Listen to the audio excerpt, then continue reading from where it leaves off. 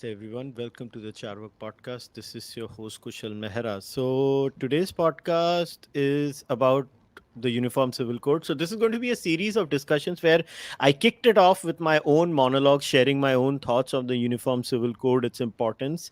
And then I'm going to try and reach out to different people from different communities and sections of society that are going to share their views. One of the major groups in India that is outside the purview of what I like to call enlightened civil laws is a large chunk, which is Muslim women in India. And I thought, the best way to talk about the Uniform Civil Code and why it is needed to empower Muslim women, I should reach out to Muslim women. So I reached out to Arshia and Amna, and they both agreed to come. So, ladies, welcome and thank you very much for coming. Thank you, Kushal, for having me. हाँ, thank you for invitation कुशल. या अच्छा, तो thank आज you same ऐसा here. करेंगे. हम हिंदी और English दोनों में करेंगे. There is a reason why I want to do this in Hindi and English both, because उससे क्या होता है कि मुझे ईमेल आता है, कई बार लोग बोलते हैं भैया हिंदी में नहीं करते. तो भाई ये तो आमना, तुम्हें ना हिंदी का झंडा उठा के चलोगी आज, और Arshia you are going to take the English flag. So we are going to be completely national integration.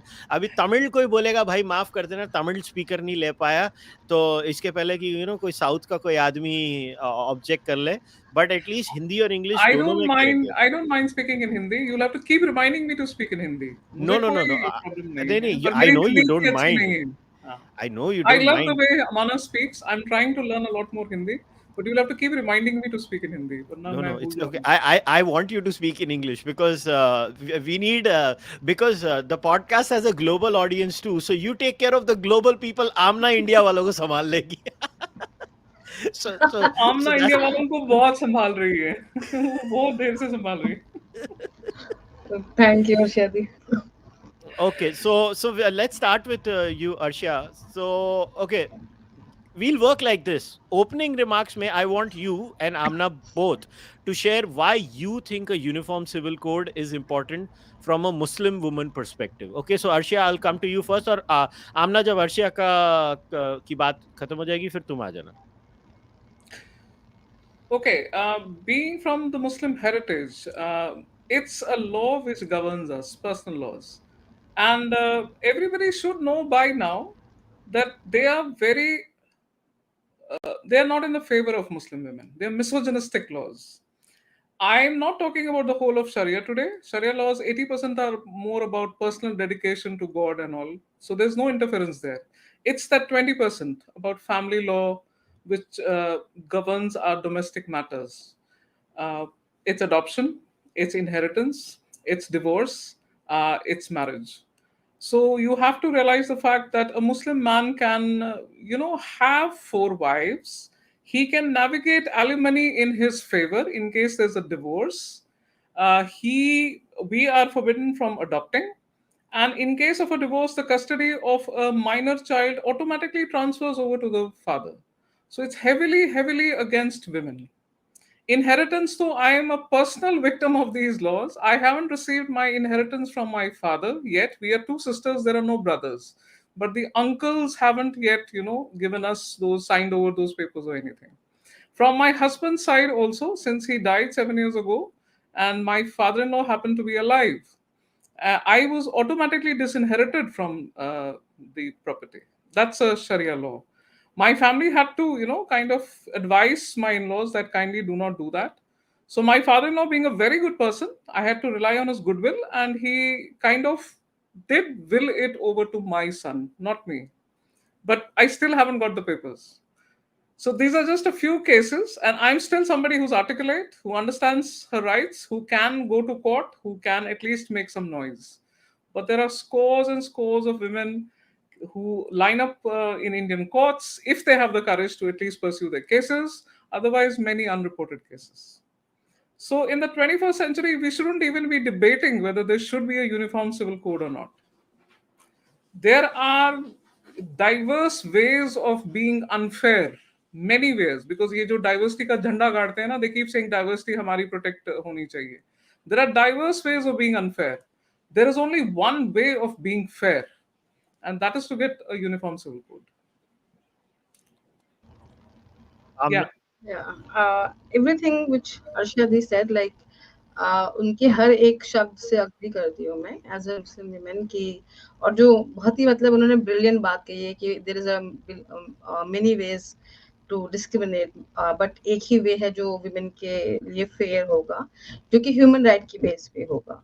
तो as a Indian Muslim women मुझे लगता है कि इसकी बहुत ज्यादा जरूरत है, क्योंकि फर्स्ट ऑफ ऑल मुझे बिल्कुल ही नहीं लगता कि मुस्लिम समुदाय के जो लोग हैं, जो लीडरशिप है और इंटेलेक्चुअल है, they will ever work on bringing equality in the community.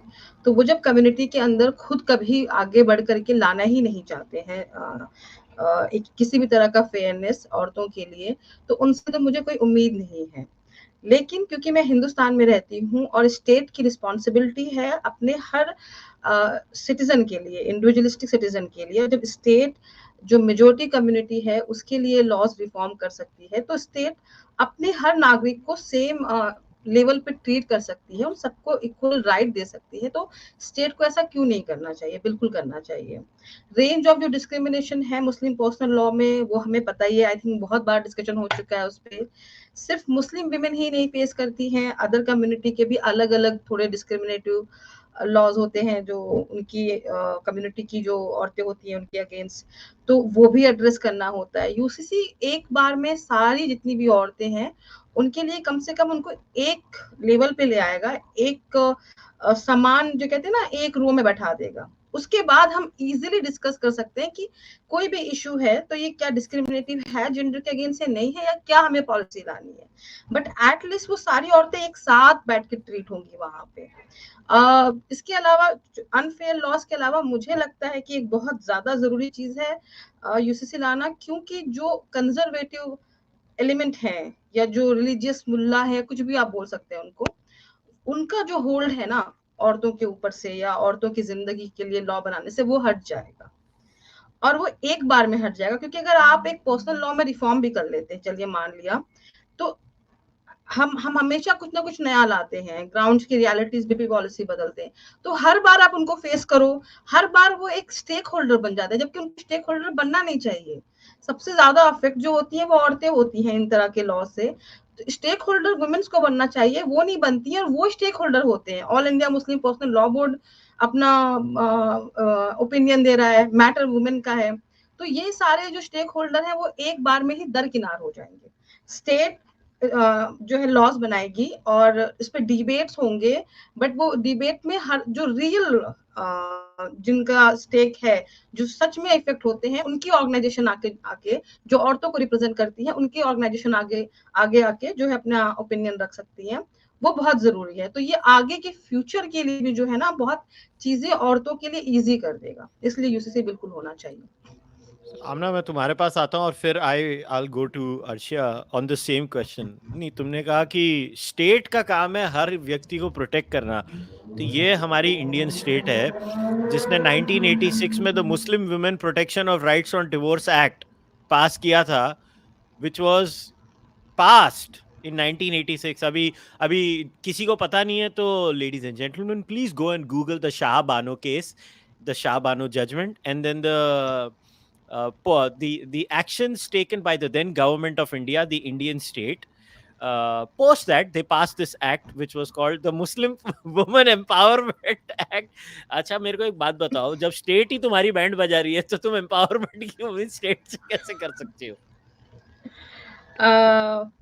ये तो मतलब ये बहुत सारे टेक्निकलिटी में चला जाएगा, कॉम्प्लेक्सिटीज में चला जाएगा, but ideally that's what they should as according to the constitution. But constitution में इन लोगों ने, मैं तो इसको बोलती हूँ कि बहुत अच्छे से गेम खेला है, because they started talking about the right to religion. But भाई साहब, राइट टू रिलीजन इंडिविजुअल का होता है, किसी स्टेक होल्डर का नहीं होता। आप एक ऑर्गेनाइजेशन ले आइए और बोलिए इनके ये ठेकेदार है राइट टू रिलीजन के, ऐसे नहीं होता है। राइट टू रिलीजन का बेसिक मतलब है कि हर इंडिविजुअल को अपनी रिलीजन को प्रैक्टिस करने का अधिकार है, तो वो तो सब कर रहे थे, इसमें लॉ घुसड़ने की कोई जरूरत नहीं बनती थी। एंड एक बहुत इंपॉर्टेंट बात है, ये जो आरिफ मोहम्मद साहब है, वो तो इलेक्टेड मेंबर थे ना। अगर कोई मुस्लिम कम्युनिटी को उस टाइम रिप्रेजेंट करता, तो वो ऑल इंडिया मुस्लिम पर्सनल लॉ बोर्ड, जो कि उलमाओं का एक वो था, क्या कहते जमघट था, वो प्रेजेंट कर रहा था मुस्लिम्स को, या फिर जिन्होंने वोट पा करके वहां बैठे हुए थे। हमारे उसमें क्या कहते हैं संसद भवन में, वो रिप्रेजेंट कर रहे थे, उनको भी दरकिनार कर दिया गया। उन्होंने तो उसके बाद से रिजाइन ही कर दिया, छोड़ ही दिया पॉलिटिक्स। और इनको जो उलेमाए थे उनको लाके हमारी उस पर सर पे थोप दिया गया कि यही हमें रिप्रेजेंट कर रहे हैं। तो स्टेट को जो चीज करना चाहिए था, मुझे लगता है स्टेट उसमें बहुत बुरी तरह से फेल हुआ है। चाहे वो रीजन कुछ भी दे, कई बार वो रीजन देते हैं कि हमको ब्लैकमेल किया गया, but I refuse to accept it, because मुझे पता है कि स्टेट कितनी माइटी होती है। प्लीज, आप कुछ भी कंट्रोल कर सकते हैं। जब आप रिजर्वेशन का कानून लेके आ रहे थे मंडल, उसके बाद कितना प्रोटेस्ट हुआ था, न जाने कितने लोगों ने अपने आप को आग लगाई थी, और न जाने कितनी जो है कि रेलवे की वो सड़क क्या कहते हैं ट्रैक उतार दी गई थी। बट आपको पता था कि आपको सही चीज करनी है, what is the right, what is the fair, that's what state suppose to do.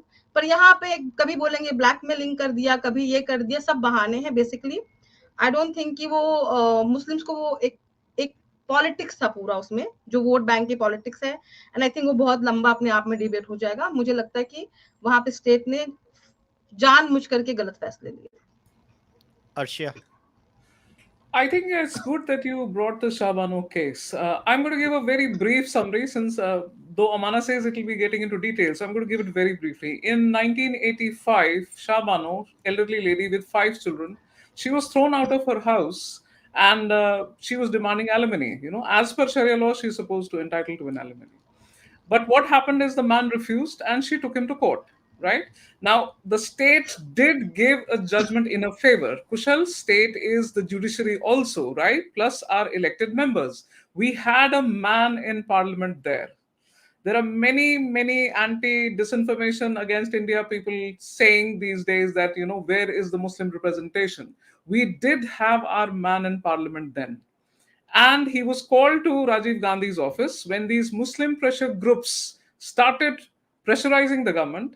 They threatened agitation. There were protests on the street as well, because the Supreme Court had given the judgment in her favor. If you read that conversation that Arif Muhammad Khan has documented in his books between him and Rajiv Gandhi when he was called into his office, and there was another advocate, I think he was a chief justice or something.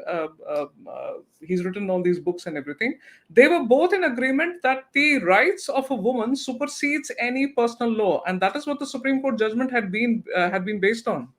But because of those vote bank politics going on in those days, which the Congress party is still doing, they overturned a Supreme Court judgment. It was overturned. And this whole trickery, where you mentioned the Muslim, women protection bill was brought. This is all being described by Arif Muhammad Khan, all the corrupt bureaucrats, how they brought that bill in. There is going to be a repeat of this again in 2023, what we call as the Shaheen Bagh 2.0. The Muslim Personal Law Board is going very, in a very clever way, because they know the government is very tough these days.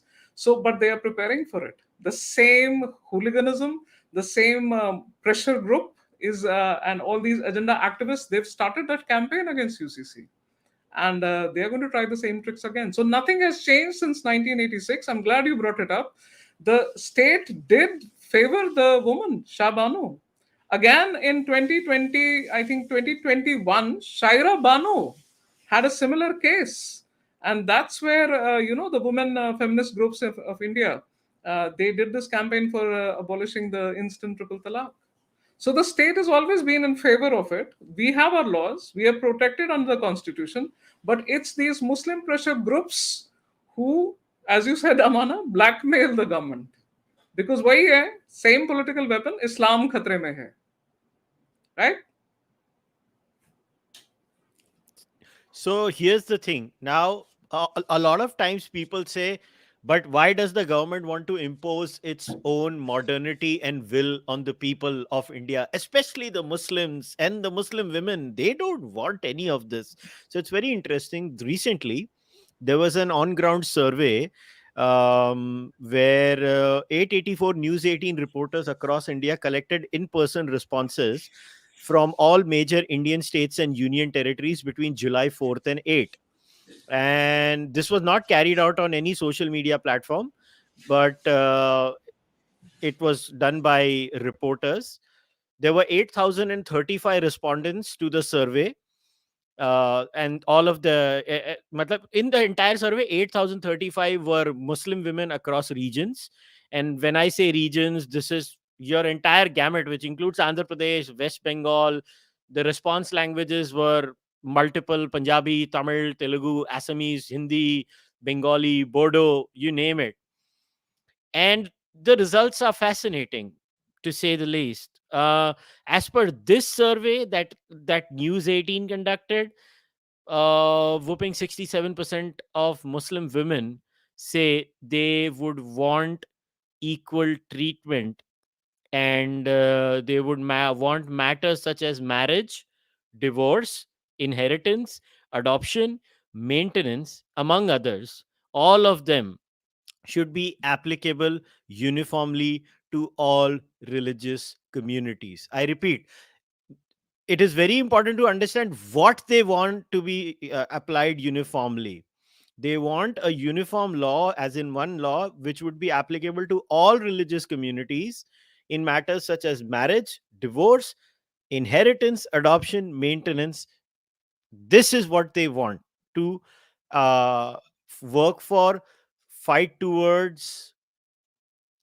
And what happens is the entire debate, and Arshia, I want you to come here, is the entire debate on the Uniform Civil Code is constantly distracted, and they try to swing it as if it's about an imposition of Hindu views on your individual life. मेरे को एक बात बताओ, ये Hindu view पहले जो ये बोलते हैं इम्पोज करने वाले हैं, I as a Hindu, I want to ask, define Hindu view. कौन सा हिंदू व्यू इनके ऊपर इम्पोज करने की बात होने वाली है? Because it's very important. Like there is no such thing as a Hindu view anymore, because Hindu laws in 1955, in one of those rare moments where I agree Jawaharlal Nehru did a right thing, Jawaharlal Nehru did the best thing by getting the Hindu Code Bill in 1955. So the current Hindu Code Bill, if that is applied for Muslim women in India, that's not Hindu law, because Hindu laws clearly are not like the Hindu Code Bill. News flash, and now the Hindus are going to get all irritated with me. Hindu laws are also misogynist. And that's why the Hindu community and Jawaharlal Nehru fixed it. So which Hindu laws are these? Let me come in here. I'm going to take your platform, this opportunity to say why this resentment. Since 1947, there has been no change to Muslim personal law, right? Whereas the Hindu law, the Hindu Code Bill or the Hindu Marriage Act already has a UCC style rationalization. So anybody saying it's Hindus imposing the will, uh, it's not about the BJP bringing it. We had 70 years of waiting for previous governments to do something about it. There have been previous struggles. It's not like struggles were not there. Right from 1970s, Hamid Dalwai's protests on the streets of Mumbai with his Muslim Satya Shodhak Mandal, right? Throughout the 80s, Shaira Bano case, it's not like rational Muslims did not oppose what had been done to Shaira Bano, the overturning of the judgment. And right down to 2020s, with the Muslim feminist groups. Society never stands up and says ki we are going to better ourselves. That never happens. That is not how reform is brought in. It is up to the state to do it. Modernity is a culture war that has been won. It's a culture war, and we have won that. The Muslim community has to be ushered into modernity in the 21st century. And those people are not going to stand up and say, yes, we want better laws for ourselves. In fact, the All India Muslim Personal Law Board is an apologist. It keeps distracting and saying, yes, we've done our internal reforms, humne nikah badal diya hai, and all sorts of things. But basically, what is happening, they still want to retain control over the Muslim women. So remember this, it's about grievances. All the great movements which brought change in society is about addressing grievances. You take the civil rights movement in the US, right? It was a whole lot of grievances against racism in the South, US South. You take the feminist suffragist movement, it was a whole lot of grievances, the right to vote. So these are grievances of Indian Muslim women who are saying that Turkish women have more rights than me, Moroccan women have more rights than me, even Tunisian women, or for that matter, European Muslim women. because they live in liberal democracies, or for that matter, Canadian or American women. So why do the Indian subcontinental women have to live under these regressive personal laws? It's a modernity is a culture war we have won, and we need to usher the whole community into it. हाँ, Yeah. तो ये जो आपने बात कही है आमना, ये बहुत ज़रूरी बात है जो अर्शिया ने कही है कि modernity is a culture war, and basically हम जीत गए हैं वो वॉर, मगर कुछ लोगों को ये वॉर अभी भी नहीं पसंद है जीतना। मैं आमना मैं एक बड़ा, चलो ठीक है, अगर ये लोग कहते हैं कि आप तो हिंदू लॉज इम्पोज करना चाहते हो, आमना मेरे को एक बात बताओ, एक मुसलमान औरत होने के नाते, अगर आज मुसलमान औरतों पे हिंदू कोड बिल अप्लाई हुआ, उनकी लाइफ खराब होगी कि बेहतर होगी? जो हिंदू कोड बिल है as is where is. I mean even वो भी बहुत बड़ा अपग्रेड होगा, क्योंकि बेसिकली हिंदू लॉज को मैं जब भी पढ़ती हूँ पूरी तरह से वो हो चुका है ऑलरेडी यूनिफॉर्म लॉ के, मतलब I don't know, may be आप कुछ टेक्निकलिटी निकाल सकते हो कि ये भी चेंज इक्का हो दुक्का सकता है, वो भी चीजें रिफॉर्म करनी या बाकी है, लाइक बाकी Hindu law is really really robust and very good. Exactly. तो वो टेक्निकलिटी जो मैं देखती हूँ यही है कि गार्जियनशिप का थोड़ा सा है कि पता नहीं क्या बोलते हैं, like male are by default guardian, वो अभी तक नहीं दिया गया, इस तरह की बातें। But to be very fair वो टेक्निकलिटीज हैं, just the way you write it और नथिंग एल्स। तो वो मुस्लिम औरतों की लाइफ बहुत अच्छी बनाएगी। इसलिए मैं एक बात और बोलती हूँ, the people who try to portray कि they are very you know, क्या बोलूं मैं, उनको बड़ी सिंपैथी है मुस्लिम कम्युनिटी के लिए या वो बहुत भला चाहते हैं, बेसिकली वो उनकी अदरिंग करते हैं, राइट? क्योंकि आप जो अपने लिए चाहते हो वो क्यों नहीं चाहते हो मुस्लिम कम्युनिटी के लिए? आप अपने बच्चों के लिए अगर चाहते हो कि वो हार्वर्ड यूनिवर्सिटी में जाके पढ़े, तो वो आप मुस्लिम बच्चों को क्यों कहते हो वो मदरसे में पढ़े? This is the basic same logic आप यहाँ पे अप्लाई कर रहे हो कि उनको नहीं चाहिए। इनफैक्ट आपका पूरा फोकस ये होना चाहिए कि अगर ये बच्चा मदरसा जा रहा है तो उसका कितना, बिकॉज आप अपने बच्चों के लिए वो क्यों चूज कर रहे हो? इसलिए बिकॉज यू नो इट कि ये बेटर है उसके लाइफ के लिए, उसके आगे के प्रोग्रेस के लिए। तो आप दूसरों का अगर भला चाहते हो, जिसके आप कोशिश, मतलब यू पोर्ट्रेइंग कि मैं इनका बहुत हमदर्द हूँ, तो आप हमेशा उनको उस रास्ते पे लेके जाओगे जिस रास्ते पे आप अपने बच्चों को लेके जाना चाहते हो। तो ये एक अदरिंग की माइंडसेट है जो उनको खुद समझ नहीं आती है, मुझे लगता है। दूसरी, अर्शिया दी ने बहुत सही बात बोली कि सोसाइटी खुद को रिफॉर्म नहीं करती है, बहुत मुश्किल होता है। इनफैक्ट बहुत सारे ऐसे आप इंसिडेंट देखते हैं कि जहां औरतों को बोला गया कि क्या आपको वोट राइट मिलना चाहिए, और औरतों ने उसके अगेंस्ट में मत दिया कि नहीं, औरतों को वोट राइट नहीं मिलना चाहिए। बट वही पे जो ये लोग हैं, जो इंटेलेक्चुअल क्लास है, जो लीडरशिप है, या फिर जो स्टेट है, वो आगे आके सही अगर डिसीजन लेता है तो चीजें सोसाइटी सही राह पे जाने लगती है। यानी टॉप टू डाउन अप्रोच हमेशा होता है, डाउन टू टॉप अप्रोच नहीं होता है। तो जब यही जो शहाबानों की भी बात हो रही थी, उसमें वही है ना कि जुडिशरी ने तो सही दिया डिसीजन, बट स्टेट ने नहीं लिया, चाहे वो ब्लैकमेलिंग का बोले या कुछ और बोले। मैं इसको ब्लैकमेलिंग से ज्यादा मानती हूँ, मैं उनकी विलिंगनेस मानती हूँ कि इसमें नहीं थी।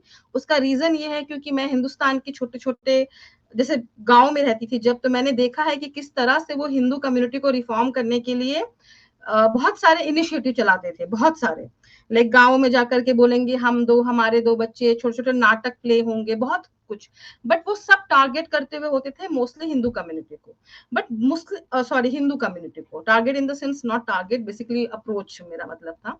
बट जब मुस्लिम कम्युनिटी की बात आएगी तो मैं स्टेट को देखती थी, एक नहीं 100 चुप, ताली नहीं लगा लेते हैं, कभी नहीं बोलेंगे कि जैसे राजस्थान के अंदर ही गांव, राजस्थान के गांव में गहलोत ने बोला है कि अगर आपके गांव की औरतों ने सबने घूंघट उतार दी तो हम 25 लाख रुपए देंगे।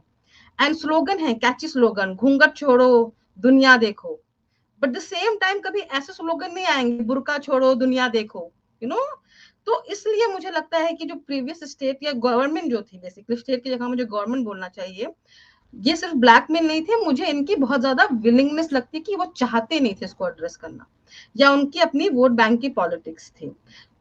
अभी भी जो ट्रिपल तलाक का भी लॉ जो रिफॉर्म हुआ है, मुस्लिम औरतें लड़ रही थी ना उसको भी, जुडिशरी ने जब पूछा स्टेट गवर्नमेंट से क्या होना चाहिए, तो स्टेट गवर्नमेंट ने सही स्टेप लिया। उन्होंने बोला नहीं ये होना चाहिए, और हम अब लेजिस्लेटिव चेंजेस लाएंगे जो कि औरतों के जेंडर इक्वालिटी के हक में होगा। स्टेट का वहां पे जो काम है वो अभी की गवर्नमेंट बिल्कुल सही रास्ते पे जा रही है, and UCC is in the same direction. In fact यही नेहरू का भी विजन था कि यूसीसी तो हमको लेकर के आना है। तो ये जो लोग हैं जिनको लगता है कि वो मुस्लिम का अगर अच्छा करना चाहते हैं, चलो मैं एक बार मान लेती हूँ कि वो इग्नोरेंट है, बट मेरा उनसे ये एक रिक्वेस्ट है कि प्लीज आप जो अपने समुदाय के लिए चाहते हैं वो हमारे लिए भी चाहिए ना। आपकी औरतों के लिए जब आप इतना रोते हैं, आज आप इस तरह के आर्टिकल लिखते हैं कि सिंदूर भी जो है एक पैट्रियार्कल सिंबलिज्म है, कन्यादान भी एक ये है, तो यहाँ पे तो हम लीगल रिफॉर्म के लिए लड़ रहे हैं भाई, तो आप वहां पे क्यों इस तरह की अपॉलोजिया करते हैं? आइए और लड़िए हमारे साथ। I'll take this forward a little bit, Kushal. What Amana is referring to, the state hesitates, or the left liberals hesitate, or all well intentioned Hindu heritage people hesitate. It's called crossing the green line.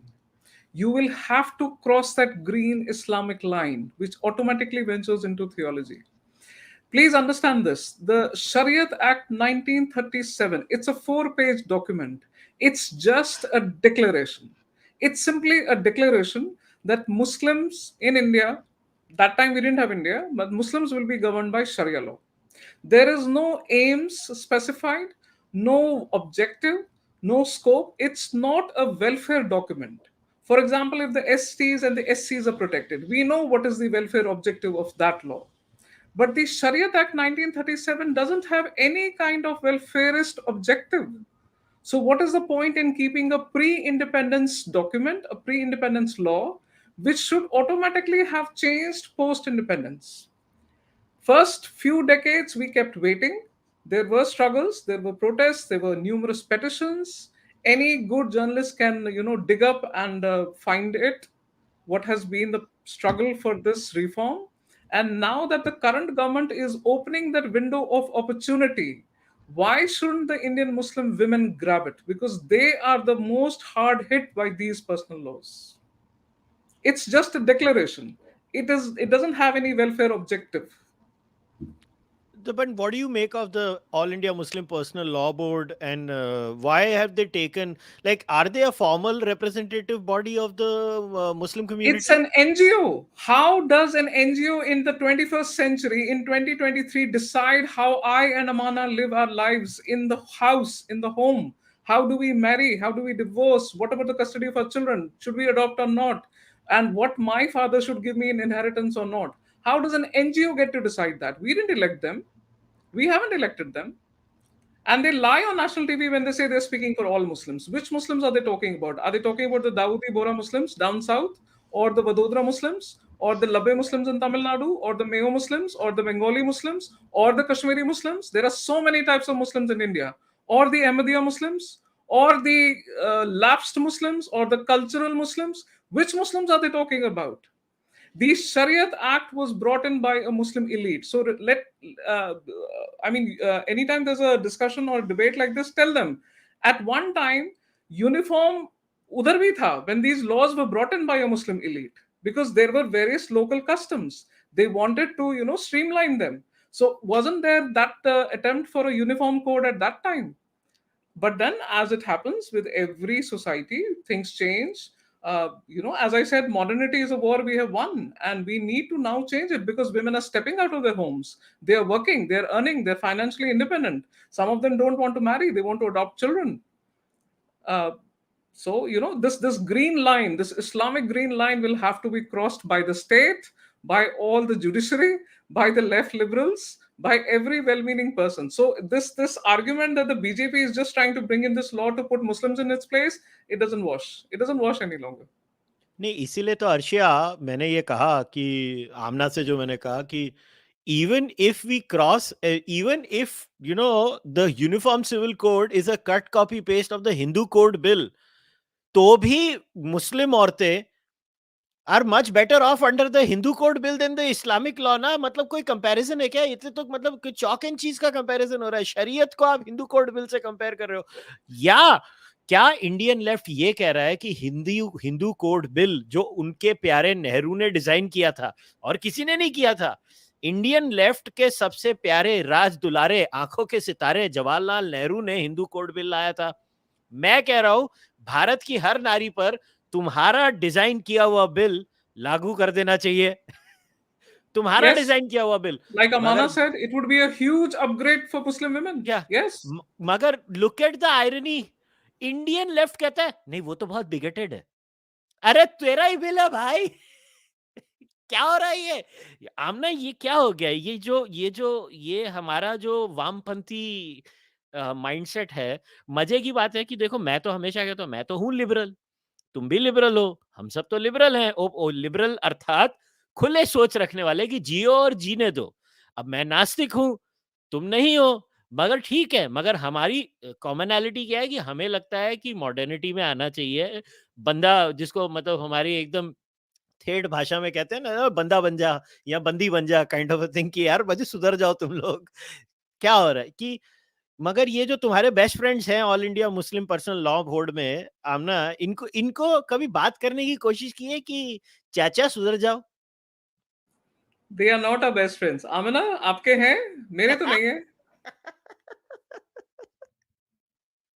Okay, in the meantime, so They are not our friends. It's a power struggle being going on for decades. As I said, they're an NGO. Who gave them the authority? Who gave them the authority to interpret the Quran in the first place? Right? Why should I go by their patriarchal interpretation of the Quran? Why won't I take a feminist interpretation? There are so many of them out there now. Dr. Amina Wadood is there, right? Mhm. You have Fatima Mirnisi, Nawal Al Sadawi, all of these feminists from the Middle East, from North Africa, they have done a lot of feminist interpretation of the Quran. Why should I rely on the All India Muslim Personal Law Board? And they had a meeting recently, right? I didn't see any women on the board. I didn't see any women in that room. How can, when you have half the population which is a stakeholder in this in these personal laws, how can you keep them away? They are not our friends. Absolutely not. Yes, Amana, तुम्हारे दोस्त हैं, मेरे तो नहीं. Okay, so in the meantime, let's go to the next topic as Amna fixes her microphone. So Arshia, now let us look at. So if I was to ask you, what were the specific changes that you're looking out in a uniform civil code as a Muslim woman? So what would you want? First of all, inheritance. It has to be divided equally between a daughter and a son.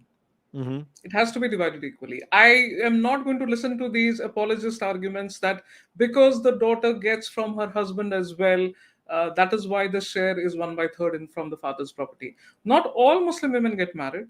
And then, as a widow, she's automatically disinherited if the father in law is alive at the time of the death of her husband. So, this argument is not going to. First of all, inheritance. Because what happens is, once you get that equal inheritance, once the family, if a daughter is born in the family, they have this thing in mind that the daughter is equally entitled to the share in the property. वो automatically आपको बचपन से ही वो respect और वो caring और वो nurturing आना शुरू करती है बिकॉज एज यू नो हमारी डॉटर्स की तरफ आज भी there is this step motherly treatment why ससुराल जाना है right. So once you have this equal right in the property, it also enables a lot of Muslim women to become empowered. And we constantly get this argument that there is not much Muslim representation in the parliament, in offices, in high positions. How will that happen if the women are not empowered? I mean, to get into power circles, to get into power corridors, to take key positions in various departments, you need to have some sort of inheritance coming. So I would start with inheritance law, this gender discrimination of inheritance law. Then we can move on to marriage. Of course, right to choice, it has to be a choice. Right to divorce, halaki khula hai, we are entitled to a divorce. But then again, in that divorce thing, the talaq nama and everything, a Muslim man can easily manipulate himself for favorable conditions. He can negotiate favorable conditions. Custody of a child in case there's a divorce. I mean, a 7-year-old male child can stay to the mother till she brings him up, but then he automatically goes to the father. In the case of a daughter, she has a choice.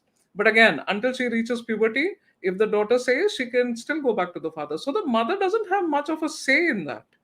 And these are the, first inheritance, of course, and then marriage and divorce, and of course, then adoption. Yeah. So when it comes to adoption and marriage and divorce, like what are the current Islamic laws when it comes to divorce, if you don't mind me asking that, for the benefit Uh, of the information of the viewers? we used to have this talaq thing. You The could do triple that talaq is instant. gone, right? But we'll Anna, have it's to. gone now. No, no, एक Although there उसमें are भी Muslim दो है groups ना, saying, तलाक के बिद्दत है और एक तलाक ये दूसरा कौन say, सा था? if a divorce happens, first of all, there has to be an attempt to reconciliation made. So why this 3-month waiting period has been kept in case she has conceived during the marriage? So you need to wait and see if there's a child. Secondly, in case in these 3 months, all attempts by the family has to be made for reconciliation, and they may change their minds after 3 months. That is also there.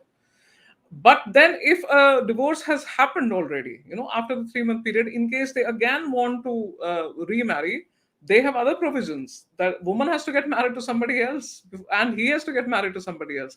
वो इसलिए रखा गया था. What the Maulanas tell us is so that it's detrimental to have a talaq in the first place, right? The instant triple talaq is gone. Although some Muslim groups say that the Muslim men are now navigating against it. Earlier, they used to still have this thing, some Sharia court or something can intervene. Now they are practically abandoning their wives altogether. So even though it's gone, Muslim men always find a way. That's the problem with the personal laws. They will always find a way to circumnavigate that and, do something in their favor. So that's there. The woman is entitled to a divorce. She can pronounce that she needs a divorce, of course, get in all the family members. But the meher money that is given at that time, that she'll have to give it up. Then only she can get a divorce. So all odds are stacked against her. And then the stigma of a divorced woman in India, irrespective of whether you're from a Hindu community or a Muslim community. Forget the elite ones who flaunt their singlehood and their, divorce status. It's not easy for middle class women or for women from lower income groups. So that's what has to change. So the another argument which I find to be very weird, but I've heard this argument also. All these laws will only be applicable to the rich folks. The poor people will go on doing what they're doing. What do you make of that argument? No, a law is a law. I mean, why do they forget the fact, the people who are bringing in this argument, is that there is redressal. At least the woman grows up thinking, if my right is violated, I can go to some court, a neutral court, a secular court. When all of these things were happening, my parents were separated for 18 years. There was no alimony coming in. I'm a self-made person. I started working at the age of 19. I've always been a school teacher. That's how I, made myself, studied.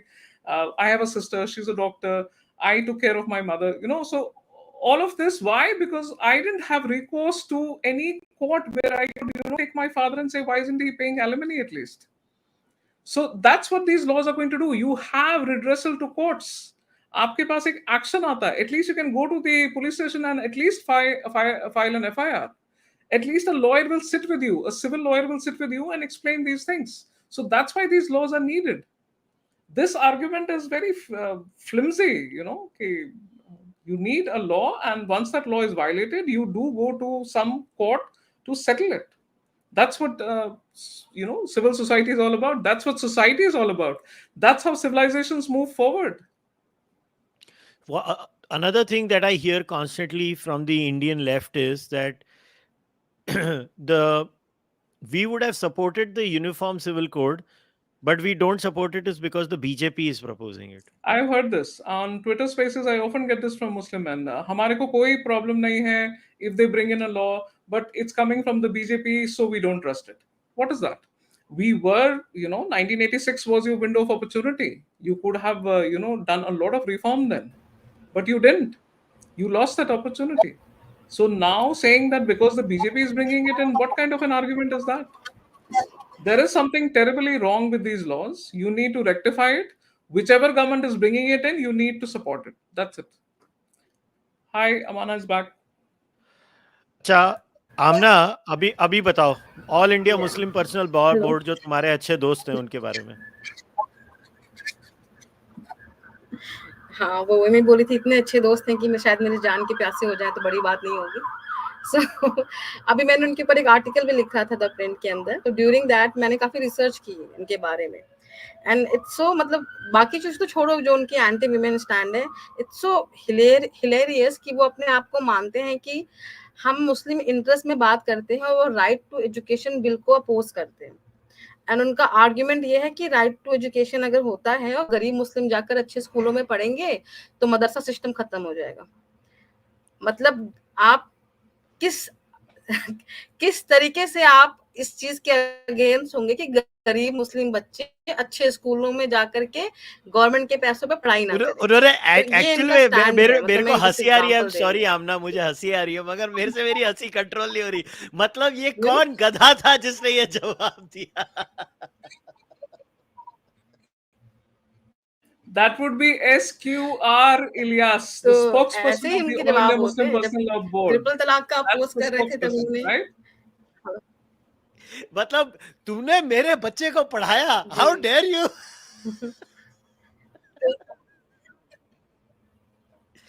मतलब ये इस किस्म के, मतलब यार फिर ये हमारा मुल्क कैसे खत्म आगे करने बढ़ेगा वालों। समाज? ये समाज कैसे आगे बढ़ेगा? सो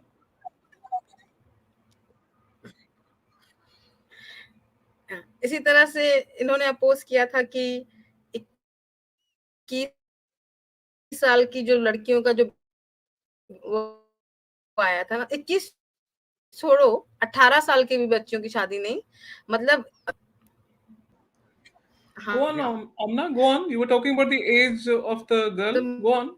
मैं बोल रही कि इनका स्टेटमेंट ये था कि छोटी लड़कियों की शादी चाह रहे हैं तो आप उसको करने दीजिए, जैसे वो बड़ी हो जाती हैं तो माँ बाप के ऊपर बर्डन कम होगा। इसके अलावा जो आमना, है तुम्हारा इंटरनेट पूरा और क्या पूरा था खराब बैन हो करने चुका है। के, इनका आर्ग्यूमेंट ये था। It's I think she's talking about the age of marriage. Okay. That's another injustice, right? If a Muslim girl is getting married at age 15, nobody can, object to that because personal law. Whereas there was this recent incident where a Hindu 15-year-old was getting married and the man was arrested. He was, there was a case. So that's the problem. It's hiding behind these personal laws with regressive attitudes towards the female mostly. That's what Amana is trying to tell you. Okay, this is an NGO which is trying to dictate how we live our lives in the 21st century. It has opposed the right of education, and the argument was given that because the Muslim boys and girls will start going to these public and private schools, even though government funded, the madrasas will closed. Any rational person should stand up and ask them, what exactly are you teaching in those madrasas? Because there have been surveys, they are being streamlined. And just as a tokenism, they have this English, mathematics, and other subjects. No critical thinking at all. And because now Modi ji has said, ek haath mein Quran, ek haath mein computer. So you just as optics, you give those computer labs and computers for the children. But you're not actually teaching them. A person graduating from a madrasa, how is he going to get a job if you again insist that he only learn it in Urdu and not pick up the English language? There was a decision. They reverted it back. They took back the decision because of all the Twitter storm and all the objections coming. But then that's the attitude in the madrasas. So he's going to come out as a hafiz or he's going to come out as a Maulvi. How are we going to get our doctors and our engineers and our scientists and our astronomers and our flight lieutenants, and how are we going to do that if you keep insisting that they go to the madrasa? Either you upgrade the madrasa to the level of a private or a public school, which means bringing in secular subjects, which means Mm-hmm. teaching critical thinking, which means having a complete scientific temperament, allowing them to go into areas that are taboo, or you completely do away with them. So how can you oppose the Right to Education Act? I mean, any civilized liberal democracy would question you on that. Yeah, Kushal. Yeah, no, so I wanted to ask you this question then. Ki, there's this mindset, which is the soft bigotry of low expectations. So this is a term introduced by a writer of George W. Bush, and it was about education in America, and that's when this concept was introduced. And this plagues the entire discourse across the globe, where the left always gives an argument that we should not interfere in the cultural issues of minority communities. So even if they give triple talaq, we should let them do triple talaq. Even if they get their daughters married at the age of 15, we should not talk about it. Reform should come from within, it should not come from outside. Then if this is the logic, then did it come from within the Hindu society? Yes, but the state did impose it come what may, right? The state did do it. But why then, when reformists inside the Muslim community talk about reforms, why are they not heard by any government of the day? And why is a particular mullah lobby given so much importance then?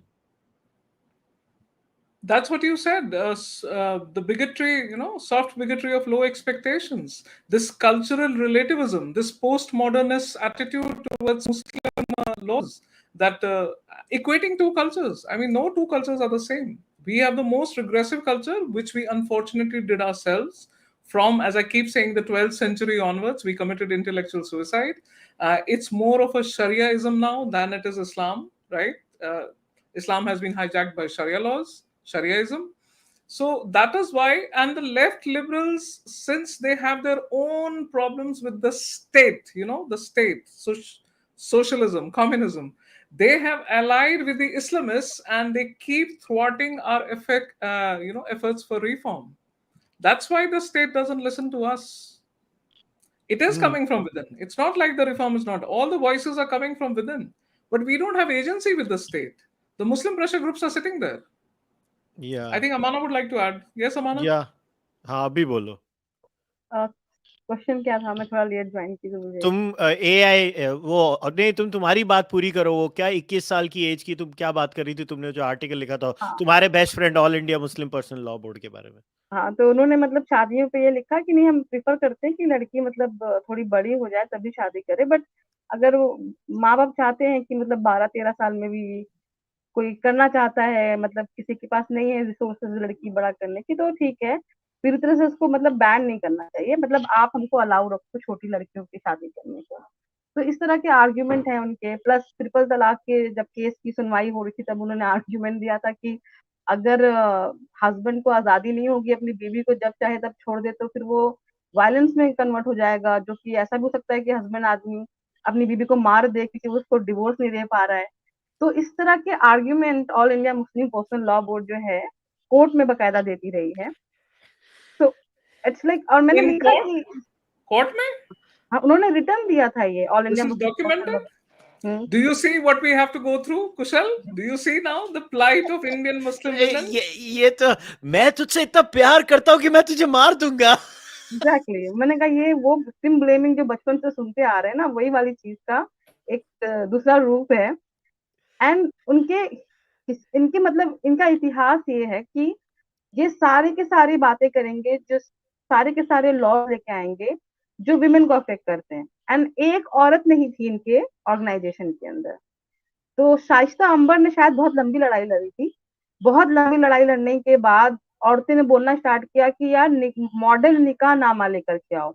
मैं बताती हूँ शरिया law का इतना flexible इस्तेमाल यहाँ UK में कुछ मुसलमानों ने, जो इलीट इंडियन मुस्लिम थे, उन्होंने किया कि शादी कराते थे यहाँ से यूके से उधर अपनी देसी लड़कों का.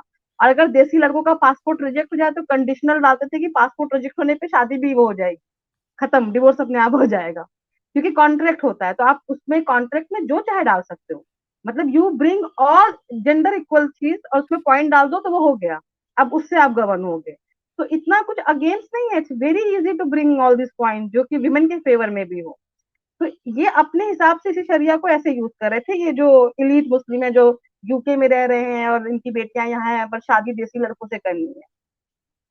तो औरतों ने बोलना किया स्टार्ट किया जो भोगी थी कि भाई आप यहाँ पर भी एक मॉडल निकाह नामा ले आओ जो हमारे औरतों को भी प्रोटेक्ट करे.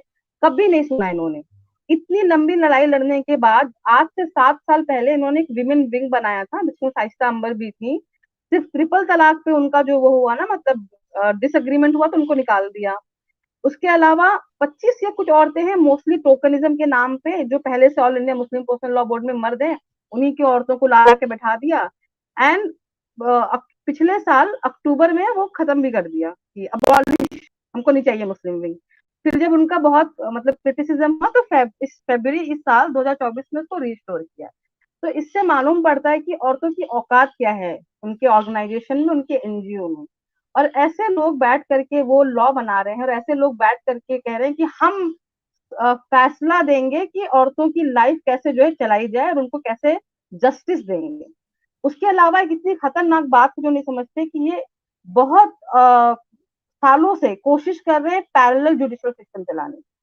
और इन्होंने शरियत कोर्ट्स कुछ जगहों पे तो खोल भी दिए हैं जो रिपोर्ट नहीं हो रहे हैं, एंड स्टेट को इमीडिएटली इसके अगेंस्ट जो है एक्शन लेने चाहिए, बिकॉज है क्या, seven sharia court, 7 sharia court functioning and illegally. उनका बिल्कुल, और उनका आर्ग्यूमेंट है कि ये छोटे मोटे हम कुछ ऐसा नहीं कर रहे, we are not doing any legal stuff, हम तो क्या कर रहे हैं, जो छोटे मोटे घर की लड़ाइयां है ना, तो स्टेट पे कितना भार पड़ेगा तो हम उसको घर में ही सुलझा दे रहे हैं।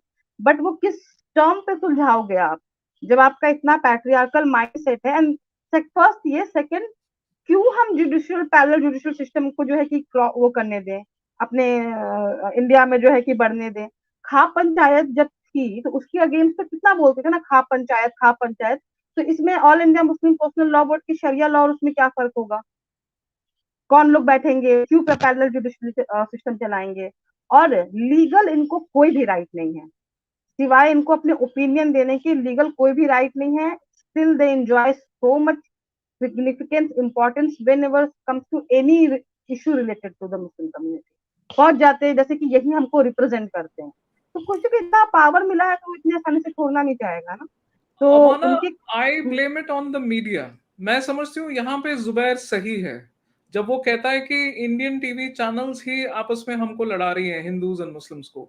आप देखो ना वो किन लोगों को लेके आते हैं। शुएब जमाई doesn't represent the Indian Muslim population and he is brought on television, right? It's not like they don't ask us. Amana has been on TV a lot of times. I don't personally like to come, but we've forwarded names of people they can bring, but they thrive on negativity.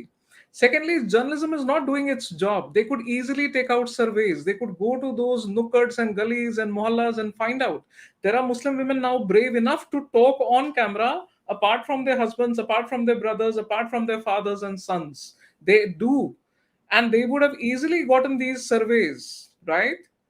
But they are not doing it. I blame the Indian media for this. I mean, they turn into circuses. That's why, I personally don't prefer to go there. But Amana has been doing it very bravely. And then you've seen what happens. The Indian journalism needs to step up. They need to find people like us and bring them on television, go out on the ground, pick up.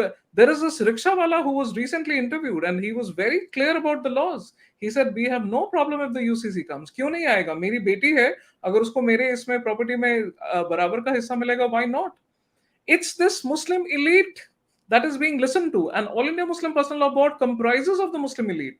This is the same mistake that we made in 1940s, same mistake we made in 1986, the state, same mistake we are doing now in 2023. They are still listening to the Muslim elite.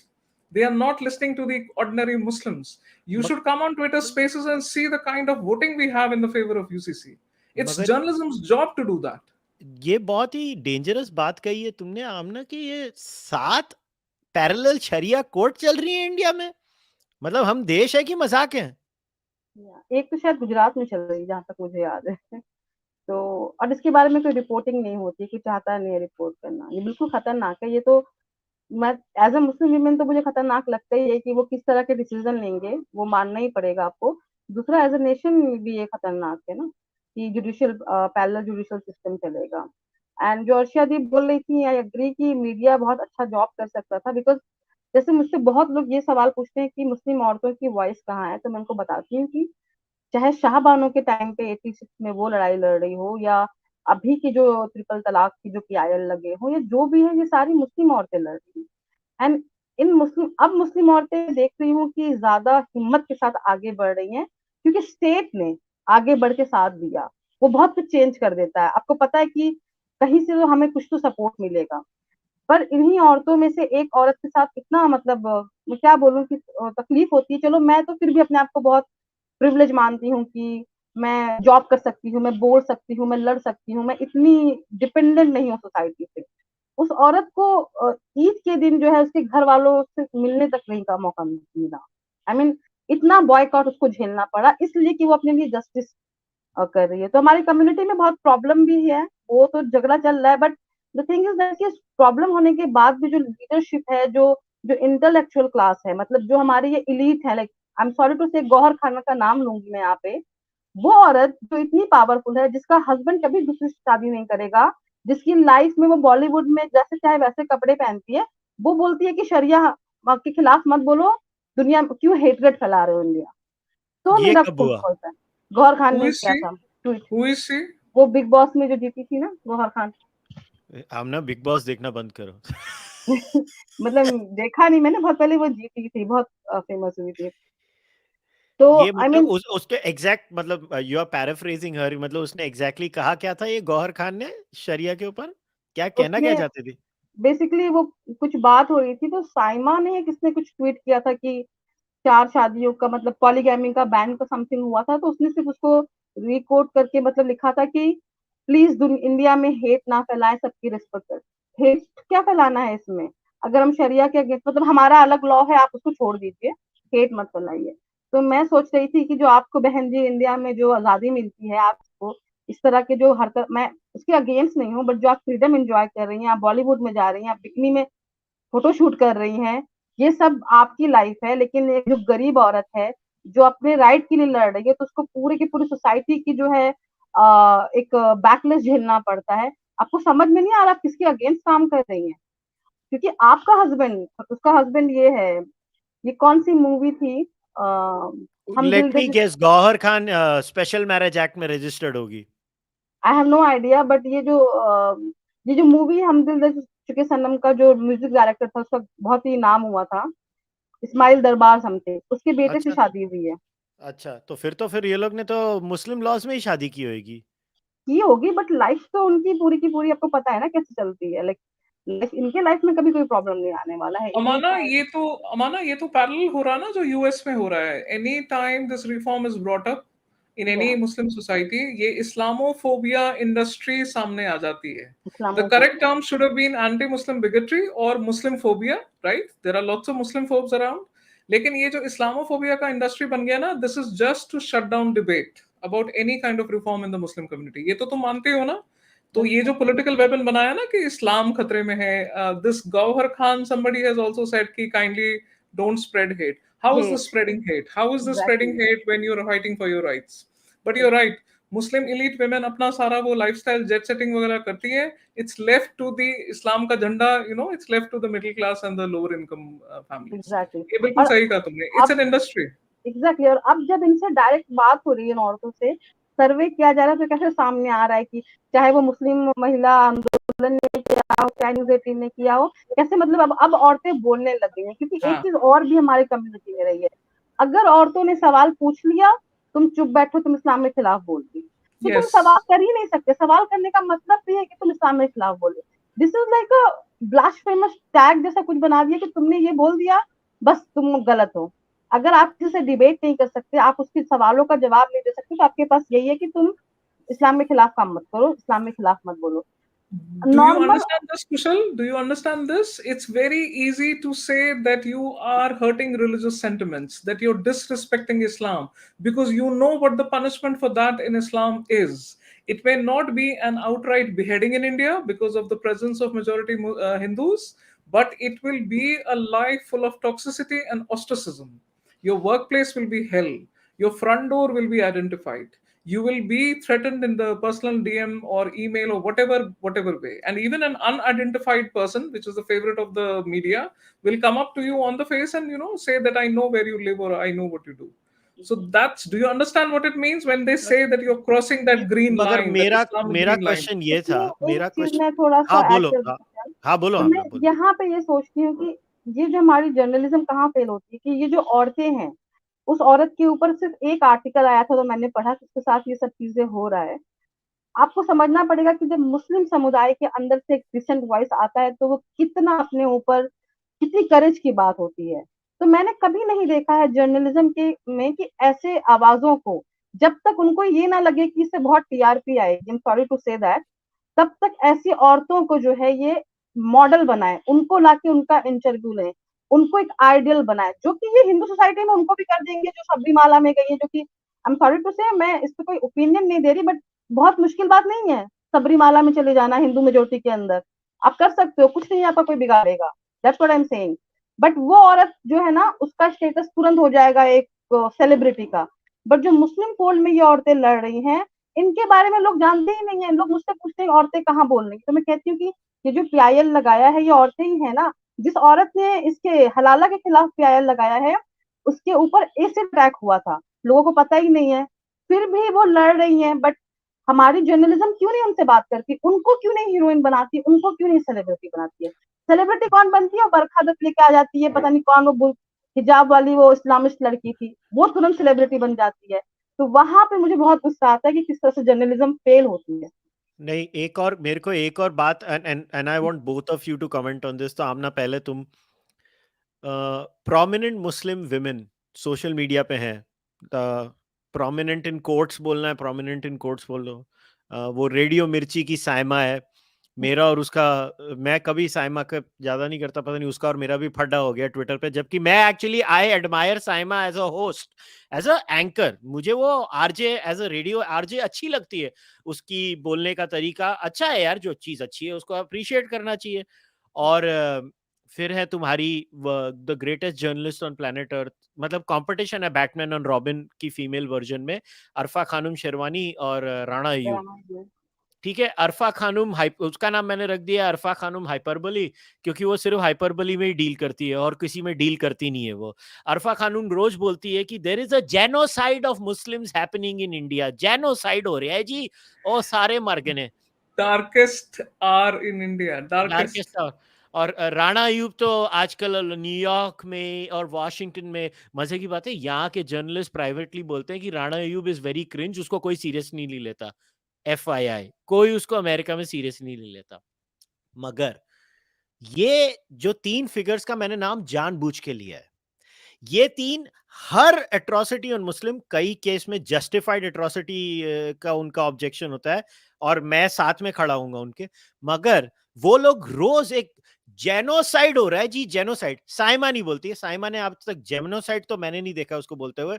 Genocide की दुकान अरफा खानुम और राणा अयूब ने खोल के रखी हुई है। मगर ऑल इंडिया मुस्लिम पर्सनल लॉ बोर्ड, ठीक है, और उनके साइकोटिक शरिया लॉज, वो एक रियल जेनोसाइड वो है औरतों के ऊपर जो हो रहा है, वो रियल जेनोसाइड है ना आमना। उसके बारे में ये लोग क्यों नहीं बोलते? ये 3 पर्टिकुलर पर्सनालिटीज, तुम एज अ मुस्लिम वुमेन कभी इनको पूछती हो कि बहन मैं भी हूं, मेरे से भी बात कर ले? कभी कोई रिस्पॉन्स नहीं आएगा। She goes to their timeline, है ना? I don't go, I don't follow them, but Amana करती है. I've seen her very bravely quote tweeting them, tweeting them. They don't pay attention to her, but Amana करती है, right? अब but उन्होंने मुझे block कर दिया, राणा अय्यूब ने ब्लॉक किया है, साइमा ने ब्लॉक किया। साइमा ने मुझे ब्लॉक किया था क्योंकि उसने एक किसी हिंदू बच्चे का वीडियो डाला था, जिसमें वो उसको कुछ, I don't know brain washing थी भी या नहीं, वो क्या बात कर रहा था, तो बोल रही थी कि मुझे कितना तकलीफ होता है, इन बच्चों को कितना ब्रेन वॉश किया जा रहा है, हेटरेट सिखाया जा रहा है। तो मैंने बोला कि एक्चुअली आपको पता है कि जब आप इतना विक्टिमहुड खिलवाती हैं मुस्लिम बच्चों को, वो भी यही होता है। आई एग्री, बट पहले अपना घर साफ करो। Like you know what would you से कि आप उधर के घर के पीछे क्यों जा रहे हो? There are enough people to debate, उनको पूरी फ्रीडम है, वो आपस में बात कर लेंगे। आप अपने घर में जो विक्टिमहुड का दुकान चलाती है, कभी उस पर भी फोकस कीजिए। इतने में तो I got block. And Rana Ayub ने तो बहुत पहले ही ब्लॉक कर दिया था। आई थिंक उसने तब ब्लॉक किया था जब मैं डीडी न्यूज चैनल पे गई थी टू डिस्कस जो उनका कोविड का फंड आया था, और कुछ बात नहीं थी, तो उन्होंने वहां पे ब्लॉक कर दिया था। I would give this thing to उसको, अरफा खानम को, कि वो मुझे ब्लॉक नहीं करती है, रिस्पॉन्स नहीं देती है तो ब्लॉक भी नहीं करती है। Same here. हाँ, Arfa hasn't blocked me. Rana and Saima have blocked me. Although नहीं, I मगर never why follow do them. they not talk about this यार? Have you ever seen Arfa talk about Muslim women rights once? एक बार जामा मस्जिद में कुछ किया था ना, जब ऑल इंडिया मुस्लिम पर्सनल लॉ बोर्ड ने बोला था कि नहीं नहीं औरतें मस्जिद जा सकती है, तो वहां पे तुरंत आई थी बताने के लिए कि नहीं देखो हम जा सकते हैं मस्जिद में। That was the only time. नहीं जा सकते, नहीं जा सकते। ये अगेन एलीट मुस्लिम्स का है, क्योंकि Zia Salam who is an activist journalist, उन्होंने किताब लिखी है women in the Masjid. What would be the need to write the struggle for women to enter the mosque, अगर ऐसा नहीं होता? ये परसों में किसी हाई प्रोफाइल सेलिब्रिटी लेडी ने ट्वीट किया था, आई थिंक कोई शिरीन खान है कि अमीना कौसर है। She said, "Nay, they are allowed." I quote tweeted her. I said, "They are not allowed. Your own activist journalist has written this book, Women in the Masjid." Let me come in here. I would have admired these 3 women just for the sheer guts that you talk about, Kushal, for presenting and for being, modern women. They had such a big, huge platforms, they have so many followers. They do bring up genuine cases of anti-Muslim bigotry. लेकिन वो जो journalism होता है ना, एक balanced, objective journalism, they could have easily picked up the plight of Muslim women due to triple talaq, due to dowry laws, due to so much domestic violence happening. this negativity about Muslim women speaking up due to the lack of critical thinking spaces.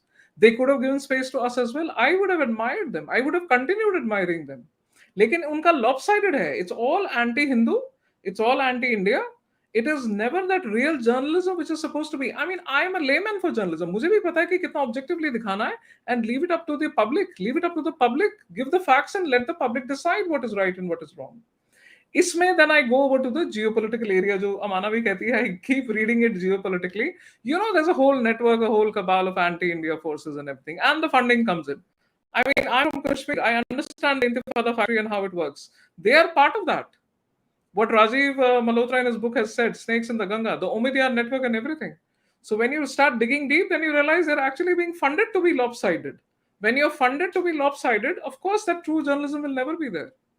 Amana, क्या कहती हो? I think actually it's a mix. मुझे लगता है कि they personally also subscribe to the ideology थोड़े level पे, and then a very big part of the जो पुराने खिलाड़ी हैं, मुझे लगता है वो तो जानबूझ के अपने गेम के लिए करते हैं, but for sure जुबैर का मुझे पता है कि वो इस आइडियोलॉजी को भी सब्सक्राइब करता है. I can sense it कि उसके अंदर ये फीलिंग है कि मैं कितना विक्टिम हूँ और मेरे साथ बहुत बुरा हो रहा है, ये सारी चीजें उसके अंदर सेंस है. बट अरफा खानम क्योंकि वो एक प्रोफेशनल जर्नलिस्ट है, आई डोंट थिंक उसको कहीं से भी लगता है कि जेनोसाइड होने वाला है. This is the game of the power. और इसमें एक ये भी चीज है कि अशरफ को हमेशा बहुत ज्यादा एक वो मिला हुआ है, होता है ना, बहुत कुछ कहने को, बहुत निगोशिएट करने को स्टेट से. स्टेट ने हमेशा उनको मलाई दी है, जो इस गवर्नमेंट के आने के बाद बहुत हद तक उनसे छीन गया है. तो अगर ये गवर्नमेंट नहीं चेंज होती है तो जो उनकी पहले एक औकात थी ना इंडिया के अंदर, वो वापस नहीं आएगी. वो वापस लाने के लिए भी उनको स्टेट को हटाना है. तो ये मतलब गवर्नमेंट को हटाना है, तो वो कैसे हटाना है? तो पूरी की पूरी जो मुस्लिम कम्युनिटी है उनका जेनोसाइड हो रहा है. बस अब होने वाला है और कब होने वाला है कि पता नहीं है. और नेक्स्ट डे मैडम जी बकरी ईद के लिए तैयार होकर फोटो खींच के डाल के शावर के. I am thankful to Arfa for one thing, for doing that interview with Arif Mohammed Khan. That has become an archival material for us. Every time a new generation person needs to be told, you know, what exactly is happening in Islam, what is this internal struggle, Muslims versus Muslims, sectarian, violence and this communalism. That is the best video to show.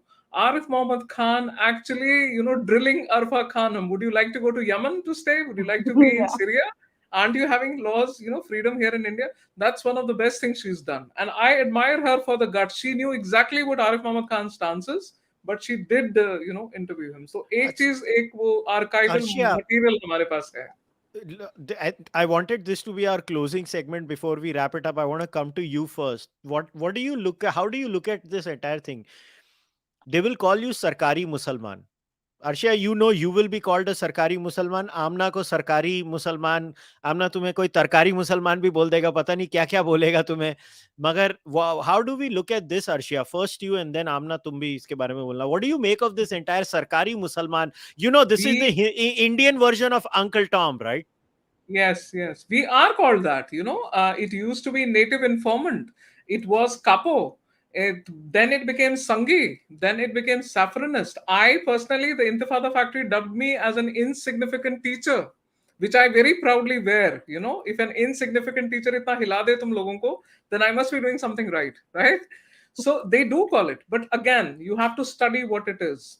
Sarkari Musalman was a book that I think Lieutenant Zamir Khan wrote, his experiences in the Indian Army. Later, he became Vice Chancellor for, Aligarh Muslim University. Unfortunately, those very Aligarh Muslim University intellectuals picked up this phrase and they twisted it to mean somebody like a, house nigger. It's a derogatory term in the US for Muslim reformists also, right? Kushal, you'll be familiar with it. So that's what it has become. It's become a slur, a derogatory word for people like us. The accusation is that we are washing our dirty linen in public. It should have stayed internal. There are lots of problems, but we shouldn't be washing it out because the Hindu is going to take advantage of it. जो कि उनका खानदानी mentality है कई सदियों से कि हिंदू हमारे पीछे पड़ा हुआ है. पहले जू था, यहूदी था, अब ये बड़ा नया scapegoat आया है कि the Hindu is my enemy. ठीक है? This is again the same thing, Islamophobia industry, just to shut down debate. Because for a Muslim woman, like Amana said, काफी करेज से आगे आना पड़ता है, काफी करेज समेटनी पड़ती है बोलने के लिए, at a lot of personal cost. And then you have these labels, these are hurdles and barriers created so that she shuts up or he shuts up. It's both for Muslim, rational Muslim men and women. So that's what it is, the Sarkari Musalman, that they are stooges of the state, along with the derogatory label of, native informant, house nigger, kapos, sangi, saffronist.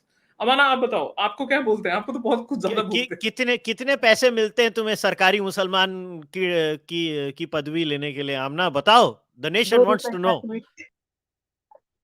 2 रुपए के tweet वो बहुत comment आता है, 2 रुपए मिल गए tweet के. मैं कहती हूँ नहीं मिले तो नहीं अभी तक, प्लीज भेज दो. तो मुझे बहुत ज्यादा अर्शिया दी उस पे आता है, जो प्रिंस का इंस्टाग्राम अकाउंट है ना, तो उसमें जब वो शेयर करते हैं अपने इंस्टाग्राम अकाउंट पे मेरा आर्टिकल शेयर करते हैं, नीचे भरा रहता है राइम से. मैं उनको कभी कभार पढ़ती भी हूँ क्योंकि मुझे एक दो कमेंट कंस्ट्रक्टिव लग जाते हैं. मुझे लगता है कि मैं भी खुद को एक बार को चेक करती हूँ कि मैंने जो लिखा है कि ये सही है या नहीं है, क्रॉस चेक कर लेती हूँ.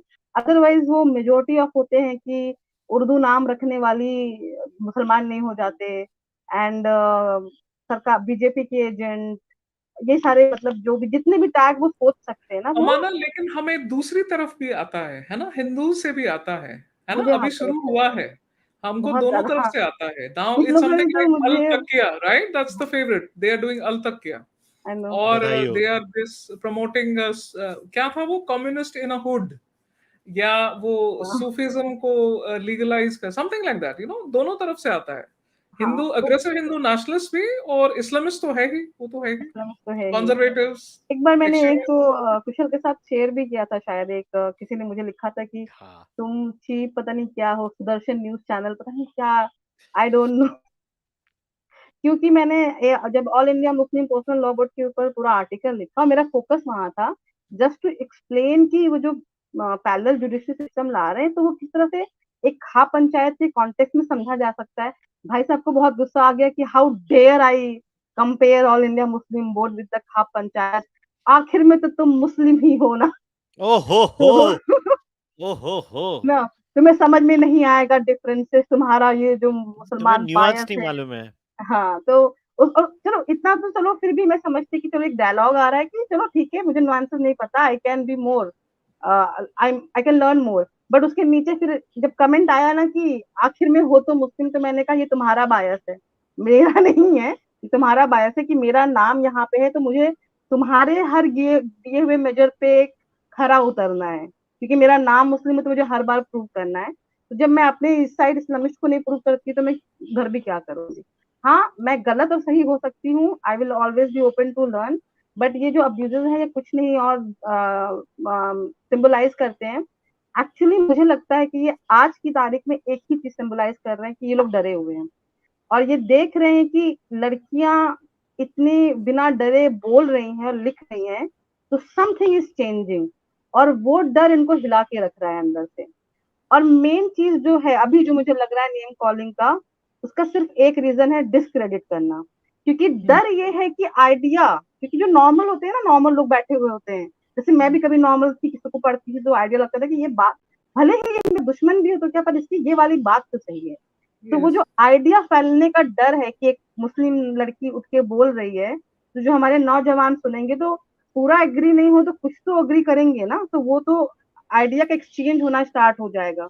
planting that seed, planting that seed. तो वो ना हो तो उसका सबसे बेस्ट तरीका है डिस्क्रेडिट करना. इतना डिस्क्रेडिट कर दो कि लोग उसको पढ़े ही ना, उसकी मतलब उससे इतनी नफरत करने लग जाए. और मुझे लग रहा है कि मैं अपना काम बहुत अच्छे से कर रही हूँ, क्योंकि आई एम सो हैप्पी जितना मुझे अटैक करते हैं. क्योंकि मुझे मेरे फ्रेंड्स ने बताया था जो दिल्ली में रहते हैं कि आमना तुम्हारे जो वीडियोस हैं इवन प्रिंट के और तुम्हारे उसके भी, मतलब भले इतना व्यूवरशिप नहीं आया बट वो डाउनलोड करके मुस्लिम गेटोज में मतलब लोग उसको सर्कुलेट कर रहे हैं, एक दूसरे को भेज रहे हैं. मुझे ये बात मालूम पड़ी थी, मैंने कहा हाँ ठीक है, अभी मेरा मतलब मुझे लग रहा है कि आई एम डूइंग समथिंग. तो ठीक है, उनको नेम कॉलिंग करने दो, आइडियाज तो आगे जा रहे हैं ना. अभी मुझे एक स्लाइड गिफ्ट कर दो क्योंकि मैंने तुम्हें फोर्स किया था ये करने को. Kushal, let's ask you. आपको पूछते हैं Kushal, why does this happen? We understand the hate and the toxicity coming from Islamists, the far right Islam, Islamists. Why aggressive Hindu nationalists cannot stomach what we are doing? Because they're What do you think? stupid. They're stupid and they hate Muslims. The people who attack you are the ones who actually hate Muslims and they can't couch it. There are multiple varieties in it. Some hate Muslims, so they hate you too. Some are too stupid to understand anything. Some are too stupid and they hate Muslims simultaneously. Some are too stupid, they hate Muslims, and they are extremely inarticulate at the same time. So it's a toxic combination of multiple things. And some are may not be anti-Muslim, but they are just trigger happy all the time because that's what social media makes a lot of Yeah. people. And what happens is they have created, see, everybody thinks the other person's religion is shitty and my religion is amazing. That's a very typical religious mindset. I Yeah. mean, for people like me who think all religions are stupid in varying degrees but necessary at the same time, are very few in number. In fact, this is a question that a live viewer of mine, he's a friend of mine, I'm not going to disclose his name, but he's my friend from Mumbai. I know him for a while now. He's a Muslim, and he has said this, and I want you both to react to this. Clerics have let their community down since Shah Bano case. Only hope now for Indian Muslims is they become atheists, agnostics, deists, or convert to a liberal reformist sect. Many exist worldwide. This is coming from my friend who is a Muslim. I hope he's not being sarcastic, because ये भी No, no, आता है he's हमारे very पास. serious. He's very ठीक है, serious. Because I हमारे know को him ये भी आता है. personally. I अब know तो him हमें personally. गाइड करेंगे एथीस एंड एग्नोस्टिक्स, क्योंकि ये सार्कास्टिकली हमारे पास आता है. I hope he is not being sarcastic. No, no, he is very serious. He is a very, he's. I know him for a while. He's a very rational guy. No, I think I'm going to quote Jimmy London. Jimmy London is an LGBT activist in England. He's a Pakistani Brit, settled there for quite some time. I think you must be knowing him, Kushal. He said the 21st century is the century of the Muslim women. And right now, Iranian women are proving it in their country. They're getting executed. The men are getting executed. Afghani women are proving it. Indian women are proving it. Turkish women are proving it. Moroccan women are proving it. Tunisian women are proving it. Even in Europe, French women are proving it. The amazing research that they are doing. And surprisingly, Saudi women have stepped up. The kind of research they are going into pre-Islamic times, they are proving it. So the what you said, the clerics, of course we would love to get away from the chokehold of the clerics. If the state has the will to do it, they can do it. But it is the age of the Muslim women. Because of the advent of technology, we have the verses on the fingertip. Now they will have to give us answers. Now they can. This is not the age where they will say, go and read the Quran thoroughly, go and read the Hadith thoroughly, you do not understand it. There is nothing like that left. You pick up an ambiguous verse, you can't do mental gymnastics about it. You will have to give me the explanation of the verse that talks about beating. Today, that argument that it means just a light featherly touch, that won't wash. Because the theology and the actions are completely disproportionate to what your interpretation of a peaceful religion is. Your men on the ground are not doing it. If you say Sharia laws are pro women, your men on the ground are not proving it. And today, even the non Muslims are very aware to see that bhai, something is wrong. Amana. Hmm.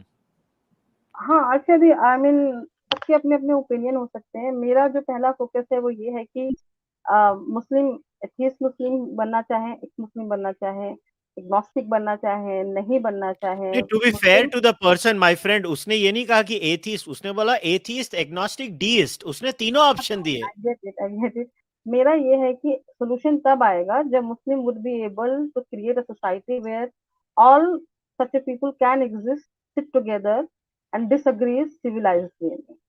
ये main चीज है. I don't think कि religion छोड़ देना कोई वो है, क्योंकि ये मुझे तो कुछ लोग ये भी बोलते हैं कि तुम पासमानदा मुस्लिम हो, तुम्हारे एंसेस्टर हिंदू थे, why don't you come back to Hinduism. तो मैं कहती हूँ भाई एक तरह से मेरी अपब्रिंगिंग हुई है, मेरे भी अपने कुछ वैल्यूज हैं, आपकी भी सोसाइटी होती है, आपके रिश्तेदार होते हैं. Why would you want to give it up? इस पे क्यों गिव अप करना है? तो और आपके जो रिलीजन है वो आपके पर्सनल स्पेस में होना चाहिए. सोल्यूशन तब आएगा जब ये सब लोग बैठकर बात कर सके और एक दूसरे से डिबेट कर सके. वो सोसाइटी बनानी होगी, और majority of the people religion नहीं त्यागेंगे, क्योंकि रिलीजन उनके लिए बहुत कुछ करता है। वो उनको होप देता है, उनके डर के टाइम पे उनका साथ देता है। एंड इसलिए मैं कभी भी ये प्रमोट नहीं करूंगी कि आप जो है रिलीजन छोड़ दो। बट हाँ, उन्होंने एक बात और बोली है कि लिबरल वे ऑफ इस्लाम जो है, ये लिबरल वे से ज्यादा मैं बोलूंगी कि ओपन इंटरप्रिटेशन, और ऐसा इंटरप्रिटेशन जो मॉडर्न वर्ल्ड में प्रैक्टिकल है, ऐसा इस्लाम है, वो आना पड़ेगा। अगर वो नहीं आता है तो आप सर्वाइव नहीं कर पाएंगे। एंड प्रैक्टिकली वही इस्लाम सब लोग अपनाएगा भी, क्योंकि आप सर्वाइव नहीं कर पाओगे। जब आप लोग बातें करते थे कि फोटो खिंचवाना भी हराम है, there used to be a talk like this, आज सब फोटो खिंचवा रहे हैं, क्योंकि मॉडर्न टाइम में आप जियोगे कैसे? आपको हज करने भी जाना है तो आपको फोटो लगेगा, ठीक है? तो वो जो बात है बिल्कुल सही है। और फोटो भी हराम है। अच्छा, इसमें एक चीज और मैं बोलना चाहूंगी। Everything that you're using today is haram. The microphone is haram. The audio system is haram. Photography is haram. Facebook is haram. Hi Mobile hi. devices at one time used to be haram. But today you're using everything to propagate Islam. So, that's hypocrisy. एक बात मैं okay. यहाँ बोलूंगी कि मुझे ये समझ में आया है कि एक जो माइंड सेट है मुस्लिम का, क्योंकि हमें हमेशा से ये एक बात बताई गई है कि हम अब्राहमिक रिलीजन के पार्ट थे और बाकी रिलीजन डिस्टॉर्ट हो गए, उस वजह से बहुत प्रोटेक्टिव है कि जो जितनी पुरानी हमारी प्रैक्टिस है, चाहे वो प्रैक्टिस एग्जैक्टली इस्लामिक प्रिंसिपल के अगेंस्ट हो, तो वो उस प्रैक्टिस को सोचते हैं कि अगर हम ये बदल रहे हैं तो मे भी जैसे पुराने जो रिलीजन में डिस्टॉर्शन आया हमारे भी आ जाएगा। इसका एक सिंपल सा एग्जांपल है कि जब लाउड स्पीकर आया तो फतवा जारी कर दिया कि लाउड स्पीकर पे अजान देना हराम है। आज आप उनको बोल दो कि लाउड स्पीकर पे नहीं देना है अजान, तो वो भी हराम, मतलब वो भी फतवा आ जाएगा। ऑटोमन खलीफेट में प्रिंटिंग प्रेस जब आया था, सबसे पहले फतवा जारी हुआ था, दिस इज हराम, यू हराम, can't use the printing press. But look today, right? हाँ, एग्जैक्टली। आज ये वही, ये जो एक इन चीजों को, इन माइंड सेट को, कि कैसे ये काम, मतलब ये कैसे ऑपरेट होता है, ये क्यों ऑपरेट होता है, मुझे लगता है वो चीज समझ करके हम जैसे मुसलमान को आगे आके वो बात करना है, ताकि सोसाइटी फ्लेक्सिबल बने। एंड लोग तो चाहते ही हैं, इनफैक्ट पता नहीं कितने मुस्लिम चाहते हैं कि सच में मैं तो निकल जाऊं इस्लाम के फोल्ड से, उनका बड़ा भला होगा।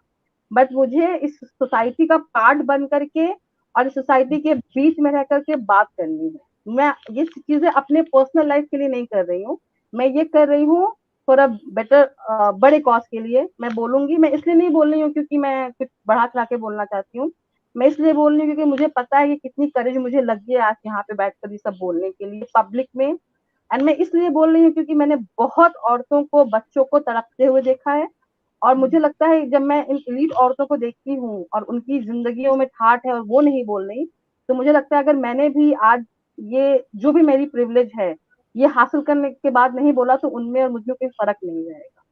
जिस तरह से मेरी घर की बाकी औरतें तड़पी हैं या मेरी माँ ने कुछ सहा है, वैसे मैं किसी और औरत को सहना नहीं देना चाहती हूँ। इसलिए मैं बोल रही हूँ, मैं कभी ये सोसाइटी छोड़ के नहीं जाऊंगी, मैं हमेशा एक मुस्लिम रहूंगी, मुस्लिम बॉर्न हुई हूँ, मुस्लिम मरूंगी। तो same they are here, not Amana. Getting rid of, they are not getting Same rid of here, me. absolutely same here. I am very proud of the rationalist traditions that we had in Islam. Very proud of the fact. I am not going to abandon those voices that were silenced. In fact, इसी society में रह के वो जो silent majority में कहती रहती हूँ, I inside me the courage comes from those voices who keep messaging every day through various means of communication and say that you're putting out our words. Since we cannot articulate it, we don't have the courage to come forward and say it. We are trying under pseudonyms. We are writing articles under pseudonyms. We can't even use our own names. That courage is what is bringing. And how can we abandon them? How can we? You can tell your friend that even if we are agnostic, if we are lapsed Muslims, cultural Muslims, all sorts of Muslims, we are still going to speak up for those voices which have been silenced. Like Amana said, what is the aim? The aim is to have that space where we can respectfully disagree with each other and not kill each other for it. That's the civilized society that we need to bring, that space that we need to bring in Muslim society. In fact, we did reach a zenith, very proud of that age. We are trying to revive that back. There have been rationalist traditions in Islam. And how can we abandon how can we abandon Ibn Rushd? How can we abandon, Al-Rawandi or Al-Razi or all of these great Muslim astronomers? How can we abandon Rabia the poet? She's our Sappho, we can't abandon them. So very proud of that, but there is a problem. There's a severe crisis in Islam, and it needs to be rectified. Right, Yeah, Amana? I agree. There is a problem, and at its core, look, I'm not gonna hide my punches. I have no problems in saying that Islam itself has many problems. Like every religion has problems. Religion itself has a problem. I'm not going to hide here behind and trying to couch my words. No, I don't care. Hinduism also has many problems. Hindus fixed them by saying Hinduism itself had a problem. They did not say this interpretation of Hinduism had a problem. No, they said Hinduism has a problem. Problem solved. Usko उखाड़ के उन्होंने बाहर फेंक दिया. They literally kicked the can out of the room. Muslims have to first own up and say Islam itself has an inbuilt problem. It has many portions inside Islam. And I'm not going to sugar, oh, but that's the hadith. Oh, this is not mentioned in the Quran. I don't care. Islam is a gamut of multiple books. Muslims need to own up to that problem. That is point number one. They can't say that it is not there. And these are my thoughts. You guys can disagree with me. But one of the good things of having a podcast is खुद भी बोलने को मिलता है. I'm just kidding. And at the same time, I don't agree that just by becoming an atheist you solve this problem. You actually don't solve this problem, because everybody is not going to become an atheist. Muslim society has to reform, and reform has to come from Muslims like you who stay Muslim and stay within the community. Now there might be some people but say, oh, इनको कौन सुनता है, इनको मुसलमान नहीं सुनता, इनको सिर्फ हिंदू सुनते हैं. Actually नहीं, गलत बात है. अर्शिया और आमना दोनों को मुसलमान भी सुनते हैं. मुझे मालूम है आमना को प्राइवेटली कितने मुसलमान मैसेज करते हैं. मुझे मालूम है मुझे कितने पाकिस्तानी मैसेज करते हैं प्राइवेटली. मुझे ईमेल आएंगे, आई एम नॉट किडिंग, मुझे रैंडम पाकिस्तानी ईमेल्स आते हैं, बोलते हैं भाईजान हम आपके जैसे हैं. मैंने बोला तब हाँ मतलब उस सेंस में बोल रहा होगा कि हाँ इंडिया पाकिस्तान अलग हो गया, अमन की आशा काइंड ऑफ नॉनसेंस. बोलता नहीं वो वाला अमन की आशा नहीं, मैं आपके वाला हूं. मैंने बोला अबे क्या है, सीधा बोलना. बोलते नहीं मैं भी नहीं मानता भगवान में. बोला तो सीधा बोलना. तो बोलता नहीं यहाँ बोल दूंगा तो मुझे ही उड़ा देंगे. I can underline that. I was discovered by a Pakistani journalist who gave me the first break in the Pakistani, the nation, where my hijab article went viral. So I was discovered by a Pakistani journalist. So ऐसा कोई solution नहीं है कि atheism करेंगे तो ही होगा, ये करेंगे तो वो होगा. And you know, people need to, or at the same time the Muslim community also needs to acknowledge that the negation of the record of Islam in India and Islamism in India, leads to a lot of these suspicions inside the Hindu community at a base level. And only when Muslims have a very open discussion about the record of Islamism in India, and just like look at me, how I'm very open when I say no, the British did not create the caste system, the Hindus did. The Hindus screwed their own people. The Hindus better own up. And good reformist Hindus did own up to it. And Hindus reformed their society. They still fight for it. The point is, the negationism of the record of Islamism in India is not going to help. So that's where, on a very serious level, when you guys ask me that question, that is the answer to that. Where do these stupid versions come from? When stupid people listen to this kind of information, they draw stupid conclusions. But the solution to this is multi-pronged, and there is no one solution to it, right? But आमना, तुम्हें अगर कोई कहेगा कि नहीं तुमको तो सिर्फ हिंदू सुनते हैं, तो तुमको क्या बोलोगी? I don't agree with that. क्योंकि जब आप स्पेशली आप डिपेंड करता है कि मीडिया का प्लेटफॉर्म कौन सा मिल रहा है. अगर आप मेन स्ट्रीम मीडिया में आते हैं तो आपको सब मिलेगा. अगर आप बोलो कि मूवी देखना एक तरह से मना है मुस्लिम कम्युनिटी में, आप ये बात मानोगे क्या कि बॉलीवुड की जो मूवीज आ रही है वो सिर्फ हिंदू देख रहे हैं? ऐसे नहीं होता है. वो इंडियन मुस्लिम भी देख रहे हैं. जो न्यूज चैनल्स हैं वो घरों में जाते हैं, वो सारे इंडियन मुस्लिम भी देख रहे हैं. मेरे पास मैसेजेस आते हैं, हर तरह के आते हैं. अगर मुझे अब्यूजेस के मैसेज आ रहे हैं, इसका भी मतलब है कि वो मुझे देख रहे हैं. ठीक है, तो इसीलिए वो मुझे अब्यूज भी कर रहे हैं, क्योंकि वो मुझे सुन रहे हैं और मुझे देख रहे हैं. और मुझे ऐसे भी मैसेजेस आते हैं जो बहुत सपोर्टिव भी होते हैं, पर वो मुझे डीएम में आते हैं. तो मैं ये मानने को तैयार नहीं हूँ कि मुझे मुस्लिम नहीं सुन रहे हैं. कई बार वो मुझसे डिसएग्री करते हैं. कई बार ऐसे भी मैसेज आते हैं जो मुझे लगता है कि मैं क्रिटिसिज्म में उनको लग रहा है कि बहुत ज्यादा चली गई हूँ, लेकिन मेरा उनसे डिसएग्रीमेंट हो सकता है, बट मैं देखती हूँ सिविलाइज्ड काउंटर होता है मेरा, एंड मैं उससे बिल्कुल फाइन है. तो मैं मानती हूँ कि मुस्लिम भी मुझे सुन रहे हैं, और आज की तारीख में सोशल मीडिया में मुस्लिम सिर्फ मुझे नहीं सुन रहे हैं, से सबको सुन रहे हैं। सोशल मीडिया ने जो चीजें चेंज की है ना, वो आपको भी सुन रहे हैं, रंगनाथन को भी सुन रहे हैं, शशि थरूर को भी सुन रहे हैं, मौलवी को भी सुन रहे हैं, तो इनको भी सुन रहे हैं, जो ये लोग पिटिशन होंगे या रॉबन पिटिशन काइंड, सबको सुन रहे हैं। डिपेंड कि उनका एक्सेस कहाँ। So this argument doesn't hold any water. Fair enough. Yeah. Fair enough. Arshia, before we wrap it up, I'll give you the last word. It's not true they don't listen. I have reading circles in the deadliest districts of Kashmir, most deadliest districts.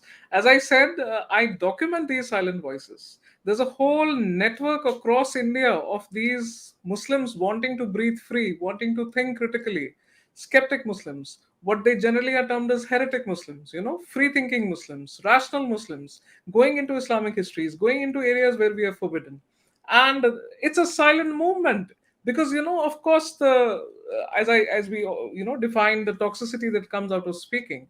Men, boys, girls, women, middle-aged, youngsters, teen adults, just starting to understand their religion, scores and scores of them, and they are absolutely grateful for social media. They love what social media has done.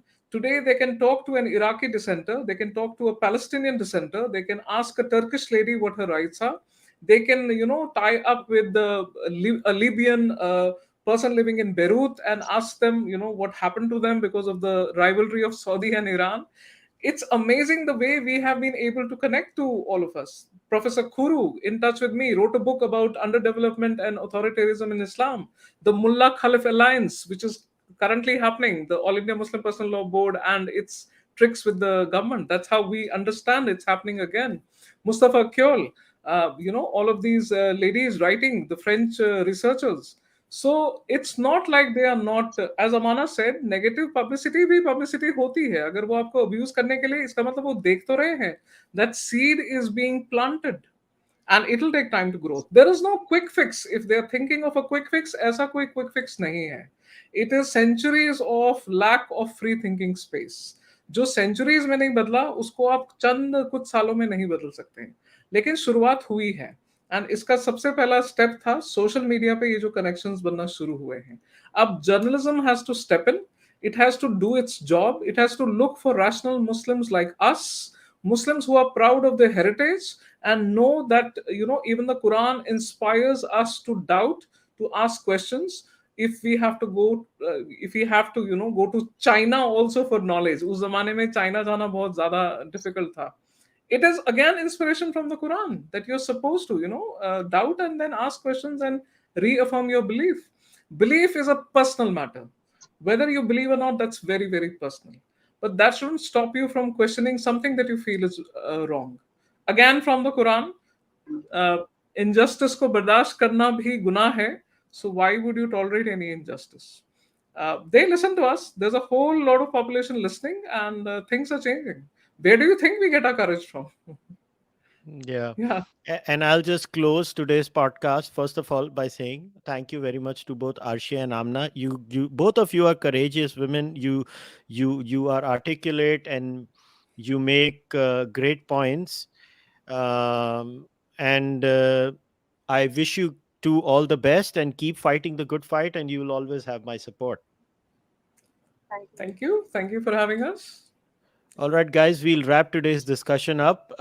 Before we wrap it up, this is going to be a series of discussions. I'll try to get a Christian woman next, not been able to find one, to speak against the barbaric divorce laws, especially from the Catholic community. And believe me, if you think Muslim divorce laws are bad, wait till you see Christian divorce laws. You will be like, ये तो हमारा इनसे अच्छा है. That's how bad Catholic divorce laws are. Basically, they don't allow divorce. They don't allow. And lo and behold, नसीब समझो कि Jain Buddha Sikh community Hindu law के अंदर है. आपको पता है सिख पर्सनल लॉ डिवोर्स को मानता ही नहीं है एज ए कॉन्सेप्ट. एग्री ही नहीं करता, है ही नहीं, हो ही नहीं सकता. शुक्र मनाओ कि इंडिया में एक बहुत बड़ा तबका रिफॉर्म हो गया thanks to Hindu personal law. एक बहुत बड़ा तबका रिफॉर्म हो गया। और मुझे बिल्कुल शर्म नहीं आती कहने में, मैं कोई इस्लामोफोबिक नहीं हूँ। आमना इधर है, अर्शिया इधर है, मुझे हमेशा I have fought for bigotry against Muslims. मगर भारत जो भी थोड़ा बहुत बचा है ना, क्योंकि हिंदू रिफॉर्म हो गए, इट्स टाइम कि ये जो बाकी क्लास के बच्चे हैं जिनको हिंदूस, मुसलमानों के पतन के लिए मैं अरफा खानुम शेरवानी से बड़े लॉपसाइडेड वे में एग्री करता हूं। अरफा खानुम शेरवानी कहती है कि मुसलमानों का पतन राइट विंग बीजेपी गवर्नमेंट की वजह से होता है। नहीं, मुसलमानों का पतन होता है मुल्ला नेक्सस से। सबसे पहले मुल्ले का नेक्सस जो है, ये जो ये लोग ने कंट्रोल करके रखा हुआ है। दूसरे लोग जो है वो है आपके इंडियन लेफ्ट विंग एक्टिविस्ट। जो ये आपके एक्टिविस्ट हैं जो एक क्लासरूम में हिंदू बच्चे आगे आ गए, उन्होंने बोला अभी कंपटीशन क्यों क्रिएट करे भैया, ये मुसलमान बच्चों को पीछे रखते हैं, सड़ने दो उनको, वो तो है ही ऐसे।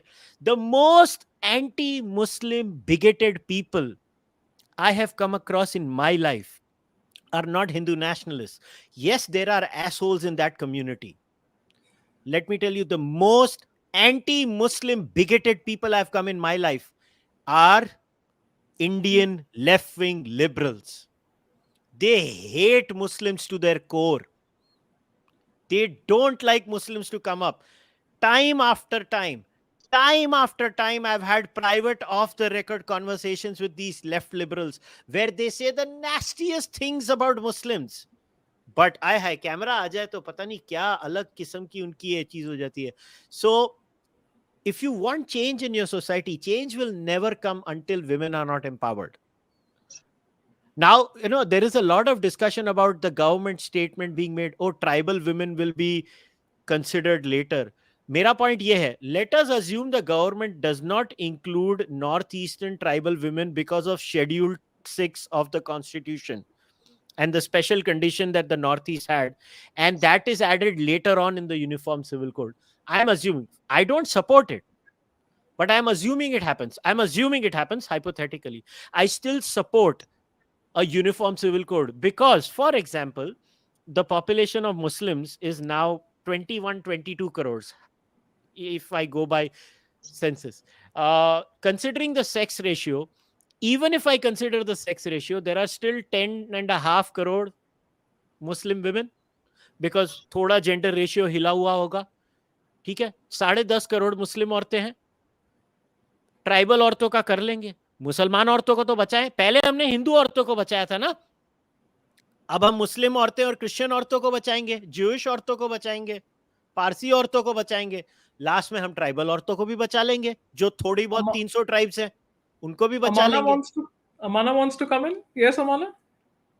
अफिसल बस मैं एक बात ऐड करना चाहती थी कि मैं डिबेट बहुत सुन रही हूँ कि ट्राइबल लोगों को छोड़ रहे हैं, इससे मुस्लिम को टारगेट करने हो रहा है। एक सबसे बेसिक चीज लोग भूल गए हैं कि ट्राइबल कम्युनिटी में मुस्लिम कम्युनिटी भी होती है जिनको एसटी के अंदर रिजर्वेशन मिलता है।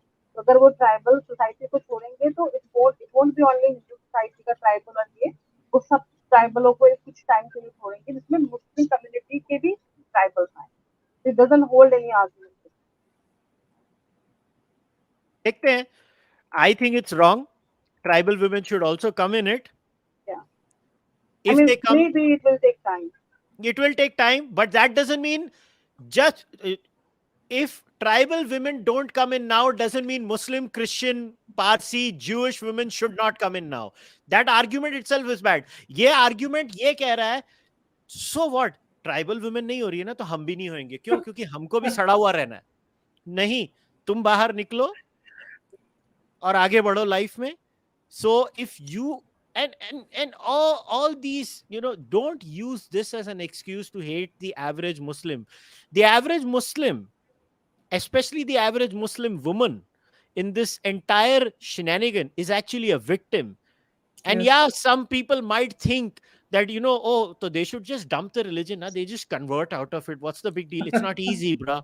It's not easy. It's not that easy as you make it sound to be. Not just easy, it's the laziest thing to do. Why would you do that?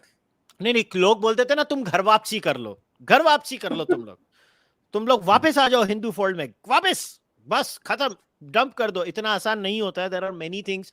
There are emotional bonds. There are multiple issues. And maybe they don't want to leave Islam. Maybe they want to reform Islam. You are not going to speak for them. Let them speak for themselves. But no, there are only two options. Either you have to dump the religion or do ghar wapsi. That you don't have a third option. That is reform Islam. Well, I guess we'll end it there. But I want everyone to think about this. You can follow Amna and Arshia both on social media. Uh, you can also read their articles on multiple portals. Amna writes regularly now for print, and obviously they have the YouTube channel India This Week. Arshia also writes on Medium and many other portals. You'll find the links on their Twitter bios also when you follow them on Twitter. As far as I'm concerned, please like this video, subscribe to the Cārvāka podcast YouTube channel, and if you can support this podcast runs on only membership. So if you can become a member on YouTube, if you like Patreon, go on Patreon. If you are a UPI se pyar karne wala, then you can become a member via Fanmo. Also, you can buy the podcast merch. ये देखो Pulse आ गई, Pulse podcast की merch भी खरीद लेना. And मैं Canada में हूँ, so I had to represent, to my Khalistani brothers in Canada. So I was like, मैं ये shirt लेके जाता हूँ. So Pulse आ गई, Pulse मैंने shirt बनाई थी. So Baki, you guys know the drill. I'll see you guys next time. Until then, namaste, take care, tata, bye bye.